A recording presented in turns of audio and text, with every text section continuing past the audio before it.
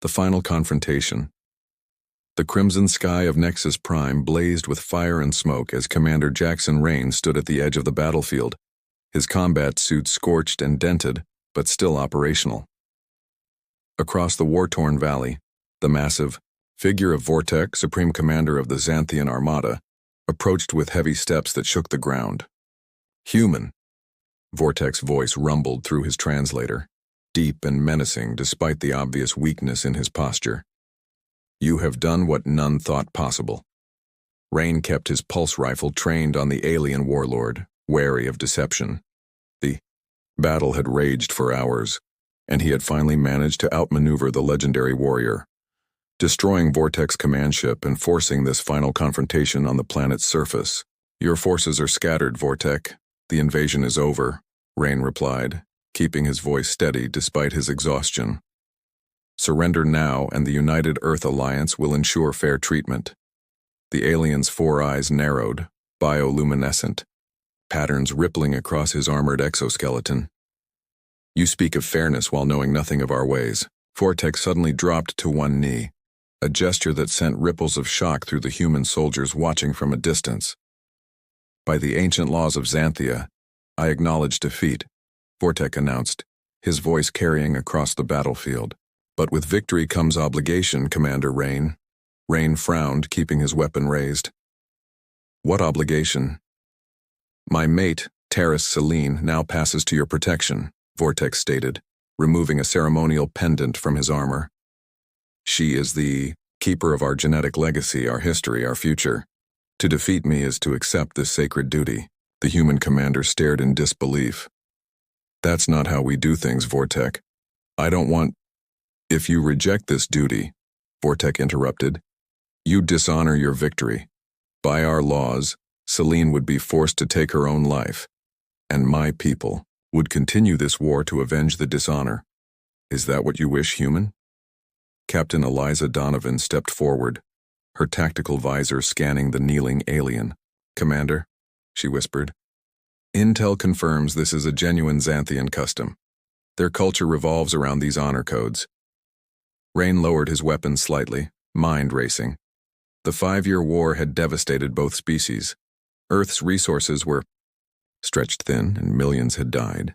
If accepting this strange duty could truly end the conflict, "I accept," he said finally, "but only if Selene agrees freely. I won't force anyone to." "She has already consented," Vortex replied. "It is our way. She prepared for this possibility, as did I." He extended the pendant toward Rain. "Take this. When you meet Selene, she will recognize its authority." As Rain reluctantly accepted the alien artifact, Vortex rose to his full height. "You fought with honor, human. Perhaps there is more to your species than we believed." He turned to address his remaining warriors. "The battle is ended, Commander. Rain is victorious. Honor the ancient ways." The gathered Xanthians lowered their weapons in unison, a silence falling over the battlefield more profound than any Rain had ever experienced. "Selene awaits on our diplomatic vessel in orbit," Vortex said quietly. "Treat her with respect, Commander. Though enemies we were, our future now rests in your hands." As the alien warlord was escorted away by Earth forces, Rain stared at the strange pendant glowing faintly in his palm. The war was over, but he couldn't shake the feeling that his greatest challenge was just beginning. Reluctant Guardian, the diplomatic vessel Starborn, drifted in orbit above Nexus Prime, its elegant curves and crystalline surfaces a stark contrast to the utilitarian design of Commander Rain's battlecruiser, the UES Dauntless. As Rain's shuttle approached the alien ship, he clutched Vortex pendant, its soft blue glow pulsing like a heartbeat. "You don't have to do this alone, sir," Captain Donovan said, checking her sidearm. "This could still be a trap." Rain shook his head. "The terms were clear. I meet Selene alone, or the peace agreement is void." He secured the pendant around his neck. "Keep the shuttle ready for immediate departure just in case." The airlock cycled open with a hiss of equalizing pressure, revealing a corridor lined with translucent material that shifted colors with each step. At the chamber's end stood a tall, elegant figure. Terrace Selena was not what Rain had expected. Unlike Vortex's heavily armored bulk, she possessed a slender, graceful form. Her skin shimmered with iridescent patterns that seemed to flow like liquid beneath the surface. 4 arms were folded in a formal gesture, and her large, multifaceted eyes studied him with unmistakable intelligence. "Commander Rain," she spoke, her voice melodic through the translator. "You have defeated my bonded one." Rain stopped at a respectful distance. "I did my duty as a soldier. Your mate led an invasion that cost millions of lives. And now you bear the kirtal," she noted, gesturing to the pendant. "Do you understand what this means?" Vortex explained the basics. "I'm supposed to be your protector now." Celine approached with fluid movements. "In your terms, I'm not merely Vortex's wife. I am the genetic architect of House Xanthia, keeper of our species' future evolution. The kirtal binds you to protect not just me, but the scientific knowledge I carry." Rain felt a headache. Building. "Look, I accepted this arrangement to end the war, but I won't keep you prisoner. If you want to return to your people—" "Impossible," Celine interrupted. "The laws are absolute. I go with you, or I must end my existence. There is no third option." The commander sighed heavily. "Then gather what you need. You'll have quarters on the Dauntless until we figure this out." Back on the human vessel, Rain faced immediate challenges. His executive officer, Commander Harlan, was openly hostile to Celine's presence. "With all due respect, sir, bringing the enemy's mate aboard is insanity," Harlan hissed during a tense meeting. "Half the crew lost family in this war." "The war is over, Harlan," Rain replied firmly. "This arrangement sealed the peace." Later, Rain found Celine in her quarters, surrounded by strange devices she'd brought from her ship. "Your crew fears me," she observed, manipulating holographic symbols in the air. "Can you blame them? Your people devastated Earth colonies for 5 years." Celine's patterns dimmed slightly. "As yours did to our outer settlements before that. History is written by survivors, Commander." She turned to face him fully. "But I did not choose this situation either. I was bonded to Vortex for political alliance, not affection." Rain was surprised by her candor. "Then why accept this transfer of protection?" "Because I saw possibility," she replied, her patterns brightening. "Our species need not be enemies. The knowledge I possess could benefit both our peoples, if used wisely." For the first time, Rain considered that this arrangement might be more than an inconvenient duty. It might be an opportunity. "We're heading to Arcturus Station," he said finally. "It's neutral territory, safer for you than Earth right now." Celine nodded. "Wise choice. But Commander?" Her multifaceted eyes fixed on his. "Trust works both ways. I will need yours as much as you need mine." As Rain left her quarters, the pendant seemed to pulse warmer against his chest. The war might be over, but a new, more complex battle for understanding had just begun. Hidden threats. The journey to Arcturus Station stretched into its 3rd day, the vast emptiness of space giving Commander Rain too much time to think. He found himself in the observation deck, staring at distant stars when he sensed someone behind him. "You're not sleeping well," Selene stated, joining him at the viewport. Her bioluminescent patterns were subdued, suggesting she was conserving energy. "Military habit," Rain replied. "How did you know?" "Your cortisol levels affect your scent." When Rain raised an eyebrow, she added, "Xanthians have heightened olfactory perception." Before Rain could respond, his communication device chimed. "Commander, urgent transmission from Earth Command, marked confidential," reported the communications officer. In his private quarters, Admiral Thornton's holographic image appeared. "Rain, we've intercepted communications suggesting multiple factions are targeting your guest." "Which factions?" Rain demanded. "Human supremacist group calling themselves Pure Earth for one," Thornton replied grimly. "And at least 2 Xanthian houses who see Celine's knowledge as threatening now that she's in human custody." "She's not a prisoner," Rain corrected automatically. Thornton's expression hardened. Tell that to the assassins. We've identified a potential infiltrator on your crew, Lieutenant Wade, transferred to your ship right before the final battle. After ending the transmission, Rain ordered a discreet security detail for Celine and began monitoring Wade's movements. The lieutenant had indeed been behaving suspiciously, accessing restricted areas and sending encrypted communications. That evening, Rain found Celine in the ship's laboratory, analyzing samples with one of the science officers, Dr. Patel. Your biochemistry is fascinating, Dr. Patel was saying. These cellular regeneration properties could revolutionize human medicine. Knowledge exchange benefits both our species, Celine replied before noticing Rain. Commander, you look troubled. After a while, Dr. Patel left. Rain explained the threats without mentioning Wade specifically. We'll reach Arcturus tomorrow. Until then, stay in public areas or your quarters. Celine's patterns flared briefly. I am not unfamiliar with being a target, Commander. House politics on Xanthia are lethal. Why do you think I was bonded to the strongest warlord? You never mentioned that. You never asked. Her upper arms gestured fluidly. My genetic research threatened traditional houses. They couldn't kill me outright, too valuable, so they forced the bonding to control my work. Rain's perspective shifted. You're not just Vortex mate. You're a political prisoner. Was, she corrected. Now I am your responsibility, but perhaps with more freedom than before. Her patterns brightened. If I survive. Later that night, the ship's alarms blared. Rain rushed from his quarters to find security officers subduing Lieutenant Wade outside Celine's door. The man had a specialized weapon designed to penetrate Xanthian exoskeletons. She's an abomination, Wade spat as they dragged him away. Her research perverts nature. Ask her what she was really doing for the Xanthian military. When Rain entered Celine's quarters, he found her calmly securing samples in a containment unit. You don't seem surprised, he observed. I smelled his aggression earlier today. Anticipated this outcome. Wade mentioned your research for the military, Rain said carefully. What was he talking about? Celine's patterns dimmed to almost darkness.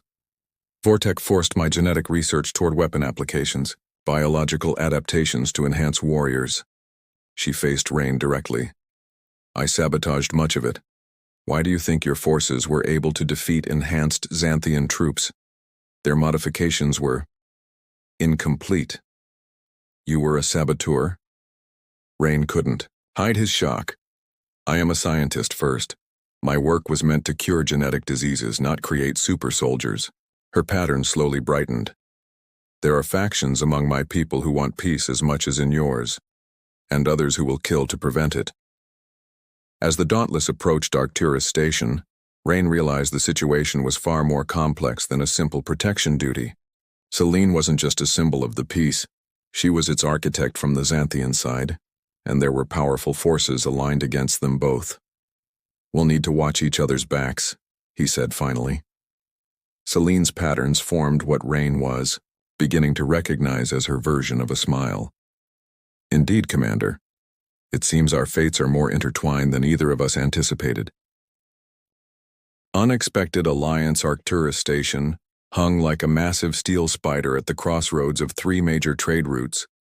Its central hub extended 8 enormous arms, each housing different species, markets, and diplomatic quarters.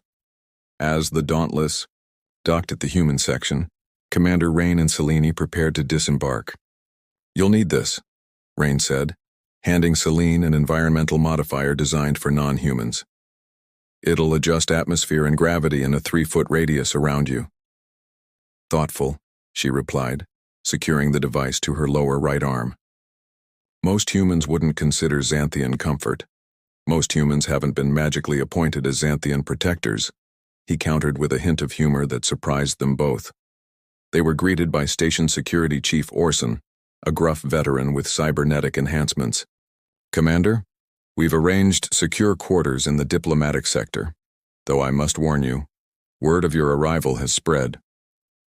How bad? Rain asked as they walked through crowded corridors.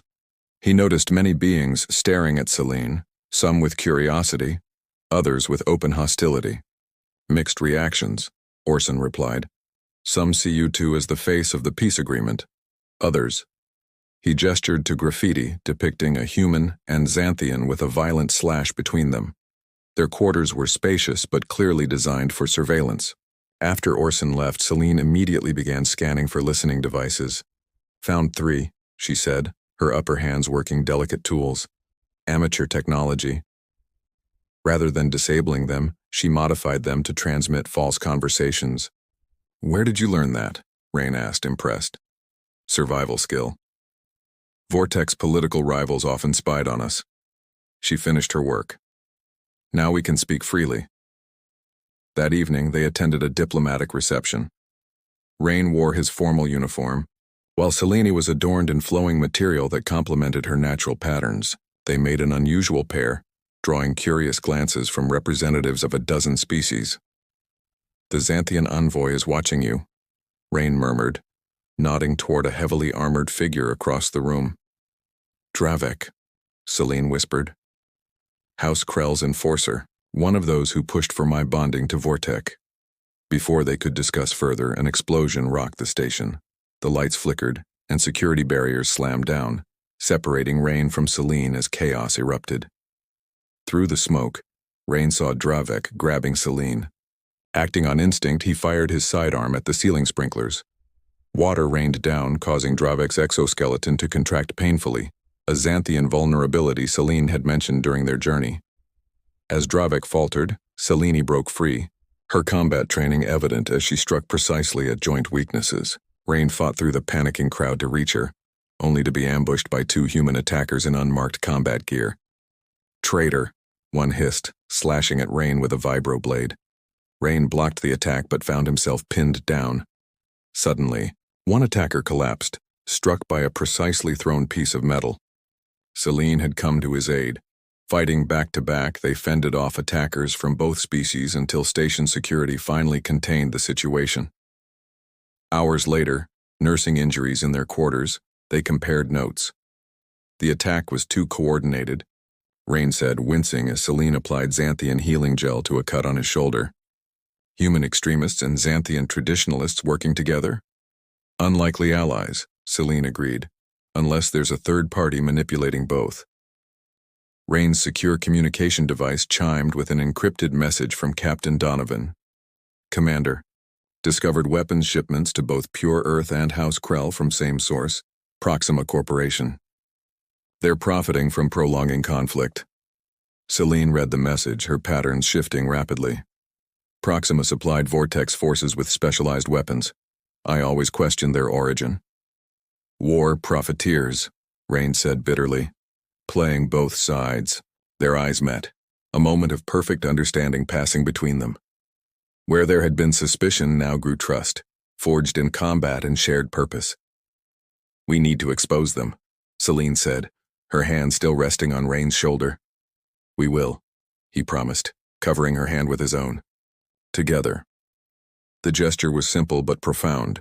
Human and Xanthian, former enemies, now united against a common threat. And somewhere in that touch, something deeper than alliance began to take root. New beginnings. The observation deck of Arcturus Station offered a panoramic view of the galaxy, stars scattered like diamonds against endless black. Commander Rain found Celine there, her luminescent patterns pulsing softly as she stood silhouetted against the cosmos. The evidence is transmitted, he said, joining her at the viewport. Admiral Thornton has initiated simultaneous raids on Proxima Corporation facilities in both human and Xanthian territories. Celine's patterns formed what Rain now recognized as her expression of satisfaction. And the diplomatic response? Better than expected. The evidence of Proxima manipulating both sides has united our governments in outrage. He smiled slightly. Nothing brings enemies together like discovering they've been played. Outrage is temporary, Celine noted. What follows will determine our species' future. 3 weeks had passed since the attack.